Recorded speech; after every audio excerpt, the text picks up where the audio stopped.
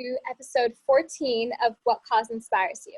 I'm your host, Alisha Gupta, and today I have with me Riya Patel. I launched What Cause Inspires You podcast as a way for students to share the service they're doing in their communities. We encourage youth like Riya who are making a change to improve the world to speak up about their stories and become a leader in their movement. Riya Patel is a rising senior at American High School and founded a Vitiligo Pride community in the summer of 2019 as a way to raise awareness and funds to find a cure for the skin condition, vitiligo. She was inspired to begin this community by her firsthand experience with this disease, and she wants to help those who are not given the same opportunities as she did. Her goal is to break the perfect skin stigma in today's society and bring diversity to our everyday environments, while donating the profits to research foundations and organizations that devote their efforts to helping the vitiligo community. We are recording this presentation and will post the video on YouTube by Saturday and the audio on Spotify by Friday. I'm so excited to have Riya here with us today. She's a local, so shout out to everyone listening in the Bay Area. And stay safe with all the fires going on. Let's get started then. So Riya, why don't you start off just by telling me a little bit about your background? Right, so I am a 16-year-old student from American High School in the Bay Area. I did found Vitiligo Pride community in 2019. And yeah, I've been thriving ever since. My community's been doing amazing, and I'm so excited to share that with everyone on this podcast. That's so great to hear, Riya. And I actually didn't know much about vitiligo until you came to us. So just wondering about how much our audience members actually know about this skin disease. Can we do a quick poll then? Has anyone ever heard of vitiligo? Wow, so it's actually been split 50-50. For all our audience members out there that don't know what vitiligo is, Riya, why don't you explain what it is and how it works? Right, so vitiligo is an autoimmune skin disease, and autoimmune basically means it's a genetic mutation in an individual's DNA. So how vitiligo works is, in medical terms, it basically means that skin cells that produce pigmentation, those are called melanocytes, and those gradually begin to die in one's body. And that can be initiated by skin trauma or just random expansion through the body. And in easier terminology, that does mean losing skin pigmentation randomly. So that is vitiligo. That's really interesting. And what did you learn from your experience with vitiligo, and how was it like growing up with it? Any personal experiences that you want to share with us? Right, so I was diagnosed with vitiligo at the age of 5 or 6. So at a really, really young age, and it started to spread around my face, around my body, and it was really, really difficult to grow up with because for me, it grew upon skin trauma. So a lot of my childhood, I had to stop doing what normal kids do. So it definitely affected my lifestyle for a very long time. And the treatment process was a struggle, I will admit. I did start off with some non-dairy diets, trying to improve my skin through what I ate, what I consumed. I did use a lot of ointments growing up, and eventually I was introduced to UV treatments, which definitely improved my condition 100%. Well, not 100% actually, which is kind of the reason why I do what I do, because there is no cure. And that is kind of leading to what inspired me to start my community. That's amazing. I think when we think of diseases, skin disease is definitely not the first thing that pops up into our mind. And I think a lot of people don't realize not only the physical effects that it can have on someone's body, but also the mental effects. And definitely UV radiation doesn't seem like something that's cheap or readily available to everybody. So what exactly inspired you to begin Vitiligo Pride community, and how did your journey start? Right, so I had a lot of inspiration. So as I said, I was introduced to vitiligo at a very young age. So growing up, I didn't really know what was going on with me. My parents would just say, "You have white patches on your body. It's a little abnormal, but we're working through it." So with supportive parents, it was an easier process. But as I grew older, I did want to understand what was going on with me. So with that, I did more research. I did a lot of research for a really long time. And I did find out that vitiligo only affects 1% of the world, which seems like a really small percentage. But that's thousands of people. And with that said, not too many people know what vitiligo is, which is one of the things that inspired me. Another thing that inspired me was, like I said, I had UV radiation treatment, and that is not easy to get in a lot of different places. And so I want to help those who don't have those opportunities. I also want to find a cure because I do feel like vitiligo doesn't get the attention it really deserves. So with my community, I want to spread awareness. I want to get a lot of profits and donate them to research foundations to find that cure. That's awesome. And that's exactly what this podcast is doing, right? We really want to support student organizations that have a mission, but do want to reach more members of our community. Oftentimes, a lot of issues, if they don't have some of the buzzwords that we're used to hearing, don't get the awareness that they need. So coming on this podcast is definitely the first step, or first of many steps, to raise awareness for such an important issue that maybe not a lot of people are aware of. So you mentioned the funding research foundations and organizations and making access readily available. What are some of the events you host to back this up? Right. So when I started this community, it was a struggle to get some attention, I won't lie. So it was really hard for me to find an audience that would really feel like I want to give into this community, which definitely brought up the idea of me to join forces with the dance community since I have a lot of connections there. So our first event was a dance workshop. And we've hosted many after because we've seen a lot of great feedback from our dance workshops. And we are slowly progressing. We partnered with the Yellow Ribbon Suicide Prevention Program to sell candy bundles.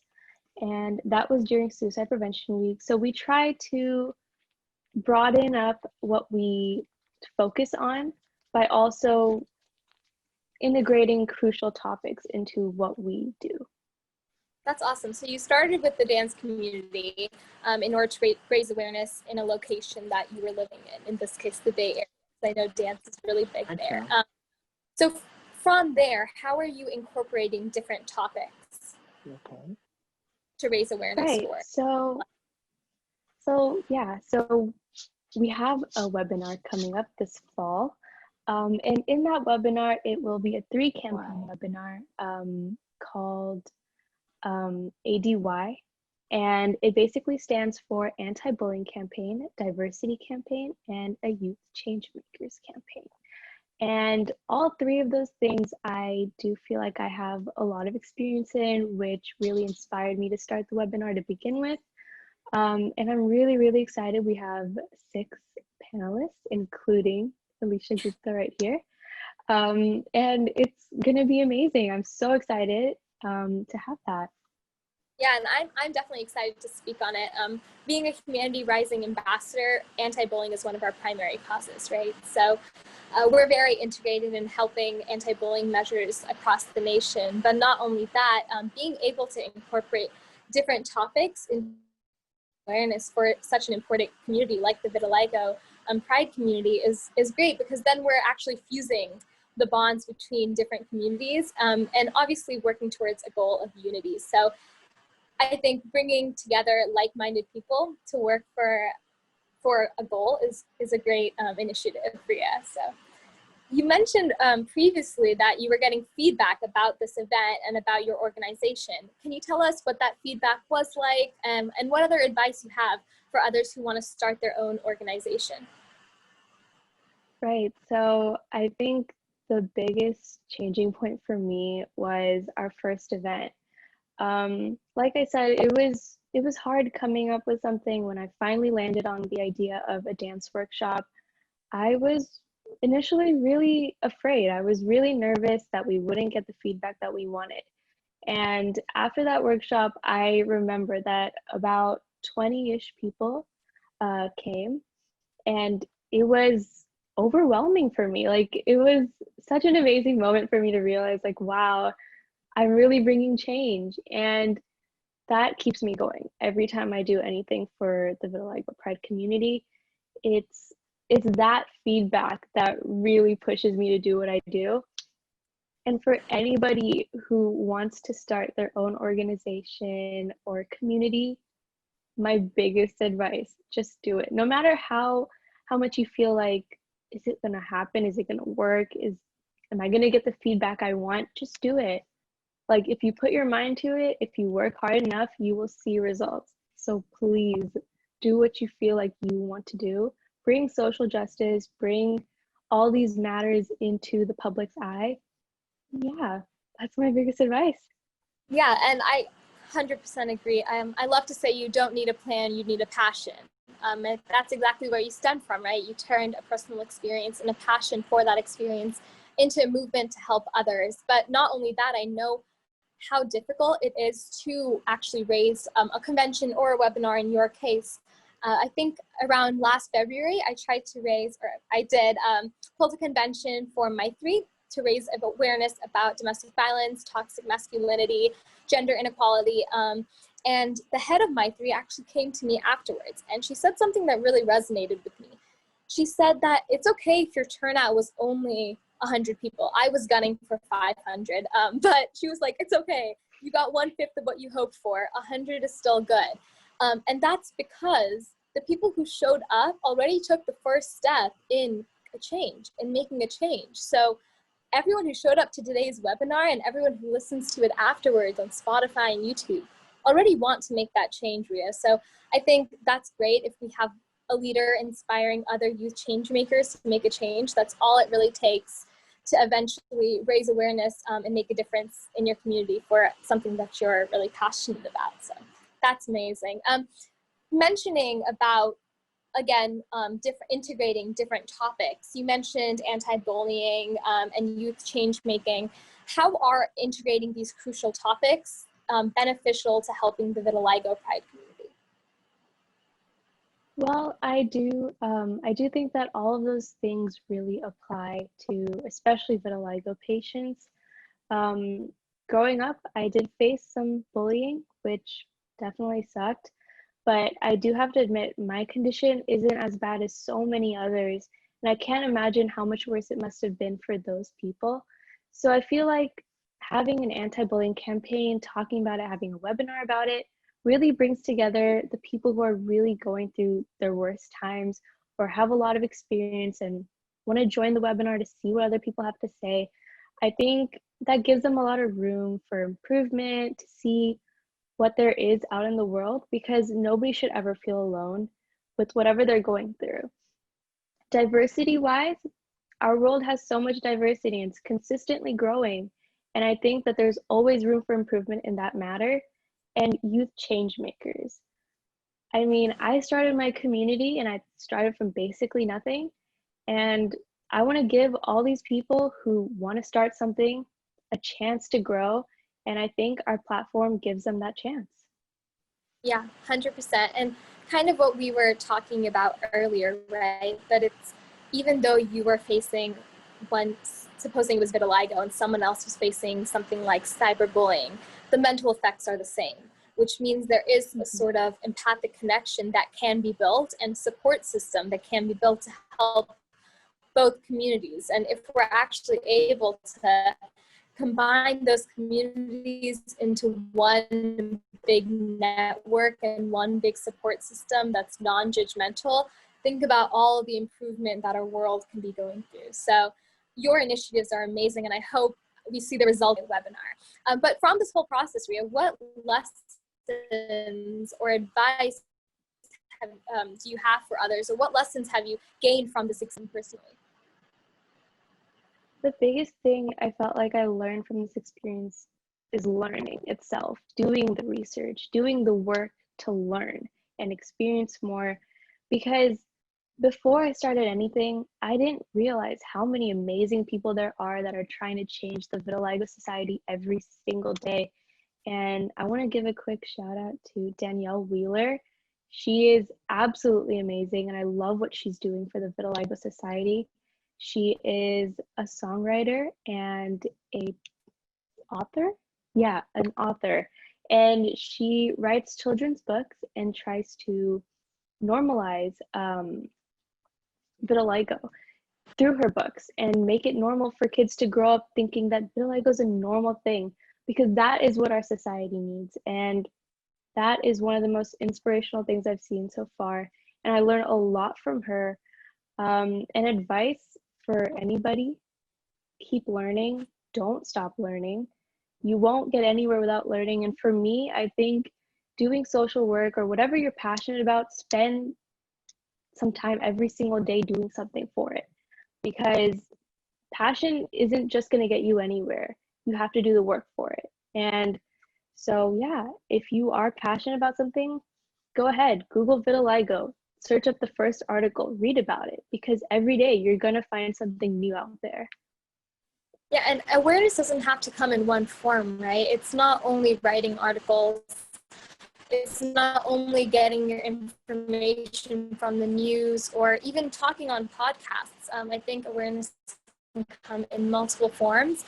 It's really whatever you feel for encouragement, sending letters or even children's books, right? I think all forms are welcomed and appreciated. But Riya, as a last question to wrap up the night, what is the future for you, and how can others get involved with the Vitiligo Pride community? So for involvement wise, anybody who's here listening, anybody who's going to listen to this podcast once it's recorded and posted everywhere, you are already helping our community. Our main focus is to spread awareness, and you are helping us do that. So please go ahead, share the podcast with your loved ones, your friends, anybody that is already helping our community. But otherwise, you can follow our Instagram. Our website will be up soon. And you can follow our journey through those two things. The future for me is to continue doing what I do because I love it so much. Keep having amazing events, bringing in audiences together. That's my main focus. Awesome. Thank you so much for speaking on our podcast today. Everyone out there, please look forward to the ADY webinar. I know I am. So thanks once again, Riya. I will be attaching the organization's email and Instagram, as well as Riya's Instagram in the chat if anyone has further inquiries. For now, you can go ahead and follow at Vitiligo Pride or email vitiligopride@gmail.com. What an amazing cause, honestly. It's so inspirational that you're helping people feel comfortable in their own skin. The media has ways of portraying what this perfect skin looks like or what a perfect person is supposed to look like, and any initiative to try to break that stigma is, I think, a good initiative for our community to have. So thanks again for sharing all the work you're doing. I will be posting my email address in the chat if anyone has questions about What Cause Inspires You podcast series, as well as posting the application form to be a speaker. We love hearing about all the action that youth are taking in today's society. Be sure to also follow our Instagram and Facebook pages to stay updated on scholarship opportunities, future podcasts, and events. Speaking of scholarship opportunities, we actually just finished our flyer challenge. The voting ended today, and the winner will be announced soon. Our flyer challenge was essentially students had to create a flyer about what cause inspired them and why, and shared it out, right? We're all about trying to get more awareness for these student organizations and all the work they're doing. So definitely follow our Instagram and Facebook to stay updated on all of those opportunities.